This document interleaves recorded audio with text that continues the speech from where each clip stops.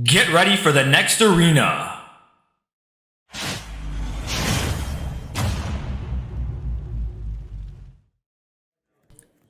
Welcome back, YouTube, to another Union Arena feature match. This is D-Rec with Argo, and in today's match, we're going to be featuring Red Speed of Sound Sonic on the left versus Purple Code Geass on the right. Myself playing on the right, and then my buddy Andrew playing on the left there. So if you guys prefer today's video and the content that I'm doing for the commentary this time around, be sure to leave a like and subscribe, and just leave a comment down below with your feedback and your thoughts on the commentary, as opposed to the past videos where I don't do any commentary. I just let the live audio from the recording from locals just play in the background. If you guys prefer just having that background noise, or if you guys prefer the commentary for a bit more insight into the gameplay. But jumping right into today, I'm going to be taking the first turn in today's match, playing Purple Code Geass, and it's going to be really down to if I can set up my energy line appropriately for those mid to late game plays after we get to 3 AP, being able to set up for the Gawain Gurren combos, and just making sure that I'm able to keep a level of control on the board and be able to apply pressure in that way by reducing power, and then swinging with impact, making sure that I'm able to apply pressure in that way by also forcing him to then guard as well with the rare Gurren, or being able to KO something on the front line with the SR Gurren. As opposed to Andrew on the left, he's going to be playing the Speed of Sound Sonic. That's really going to come down to the combo attacking nature of the deck, and being able to play out the raid Speed of Sound Sonic and then do the multi-attacking combos with variants on his energy line to the front line. Now, Andrew's list does play the 6-drop Boros, and it gets a bit technical when it comes to that kind of endgame push card. It does check if both players are at a collective total of 4 life, which can get really down to the wire if he has it or if he doesn't have it. And in that state of the game, it tends to be a bit faster, getting down from 2 to 0 or from 1 to 0 if you're in that state. So, and for red especially, red's already a little underpowered in terms of bodies by comparison to maybe blue or green or even red. Yellow, potentially, but it's going to really come down to if he's able to set that up or not there. And if he can get to that condition to make Boros a 4-cost raid as opposed to a 6-cost raid, then he won't have to worry too much about his energy line, whereas everything else in his deck is going to be checking for 4 or less energy requirement, or color energy requirement, to be able to play out. Now, there is a non-raid variant of the Speed of Sound Sonic that lets him cheat out another card, kind of like that rare Suzaku for red from Red Code Geass. It's a bit better in the sense that it's a bigger body than the Suzaku, but it does let him cheat out something from either hand or sideline as opposed to just the hand, like the rare Suzaku there. But it's going to be able to give him that board, and it's also going to allow him to thin out his sideline to make sure he's meeting those conditions for the raid Speed of Sound Sonic.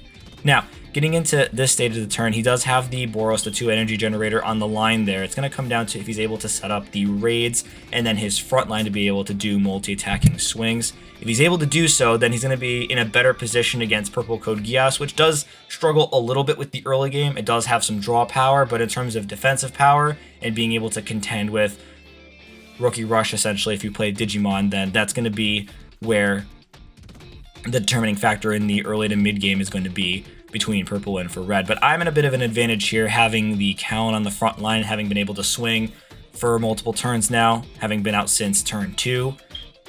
So it's going to come to if Andrew can catch up here, and I think he's still kind of contemplating how he wants to set up his front line here. He does need to play a bit more aggressively to catch up, being 2 life behind, but we're going to see if he's able to set that up that way. On my energy line, you can see I do have 5 energy generating total right now, so I am well enough set up for my next turn there, being able to do a maybe Gawain Gurren combo, whether that's the Gawain and then into the SR Gurren to pop something, or that's into the rare Gurren to be able to swing into something that has to block and is going to be significantly lower than the 4K body that the Gurren Mark II is for the rare variant. Now, he does have a raid Speed of Sound Sonic out, but his energy line is looking a little underdeveloped at the moment. He did obviously raid from the one in the back there, so he needs to replace that somehow. He does have the 1 AP still standing. If he does have a way to restand, if he has the AP restanding, then it's going to help him set up a bit more to catch up from the turn prior where he was unable to build out his energy line from turn 2. But if he doesn't, then he's going to be in a bit of a pinch here, trying to set up his board to keep up and be able to apply some mid-game pressure now that we're both at 3 AP generating right now.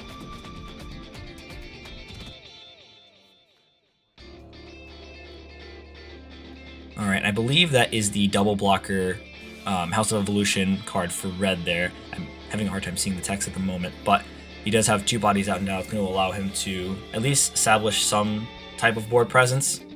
And I hit the SR Cal in there. It's going to let me draw a card. Now, depending on the color of the deck you're trying to choose there, your considerations for what you play in the main deck, whether that's cards that have effects on the board or cards that have trigger effects. For instance, that SR calendar, I know people generally don't like to play it because it's not as good as the other calendars, just being vanilla but generate more energy or have a lower energy requirement for better. I like to play it as like at least a one of, so in the situations where I'm finding that I'm unable to filter for Gurins to raid into, it gives me an option, and at that point it should be no different than playing into the 1 color cost Callan at that point. Even though it's going to be swinging in for the same amount of base power, it's really for the effect to search to make sure I'm at least getting 1 hit. The caveat to searches like those, though, is going to come down to if you see a hit, but then there's multiple hits in that same stack of 5, you have to bottom deck those. There's no way to shuffle, and you may find yourself being forced to put targets that you want to see to the bottom, even if you're able to get 1. Maybe you see 3 at once, and you're like, what do I do now? Situations like that tend to be a bit technical for people that like to play the searchers or don't like to play the searchers, and they'd rather just play more of the draw power, which you totally can. This list currently already plays 4 of the C2 and then other cards that let you draw. I do play the Callan for the draw trigger as well. It's just a real toss-up if you want to play the SR Callan or not for the effect rather than just the trigger effect from your life area there.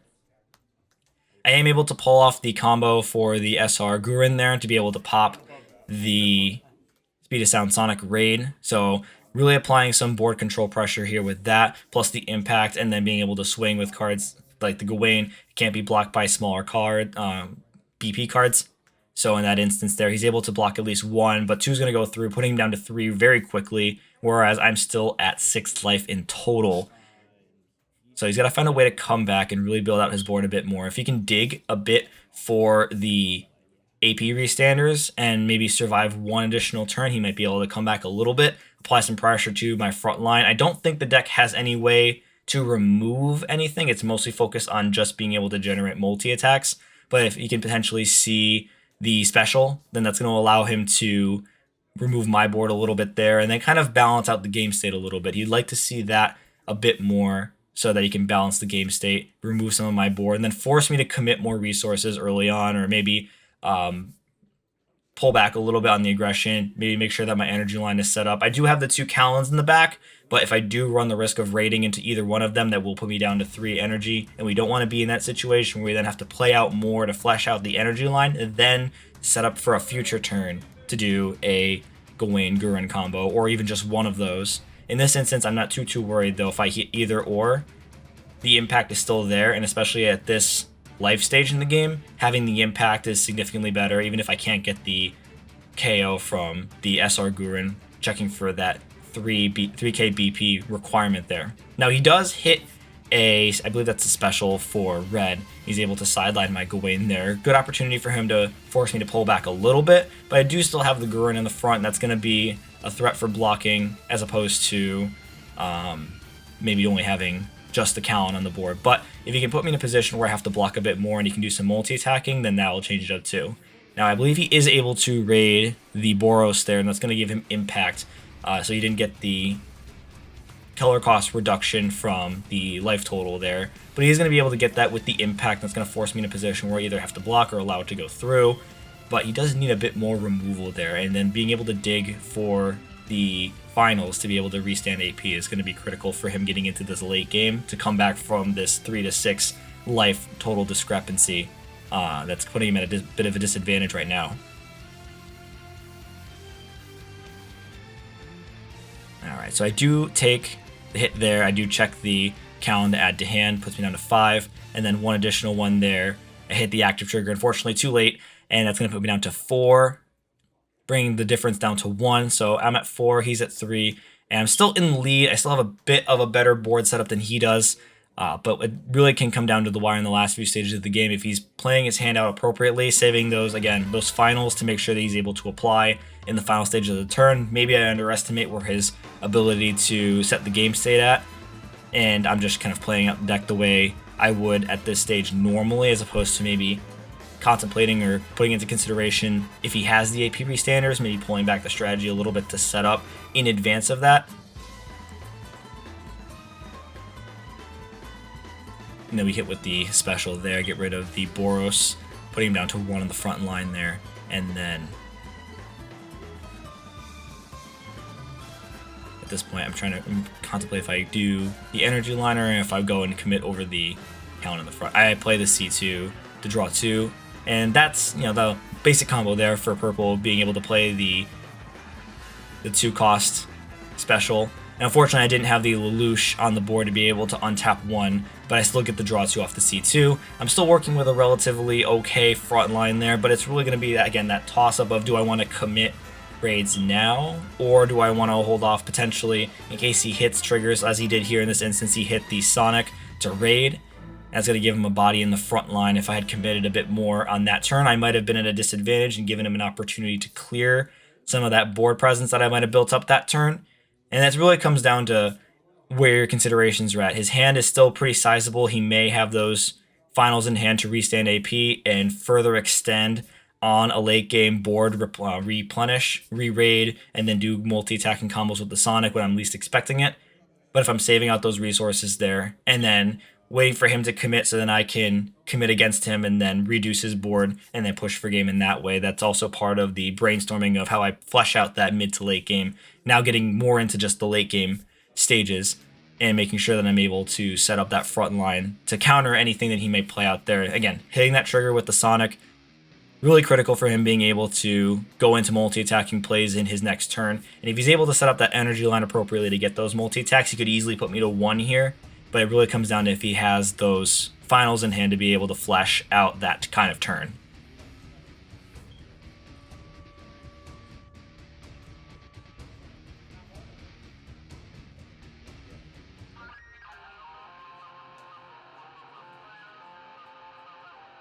So he's contemplating here. He does need to build up that energy line a bit more. I think he's only generating 3.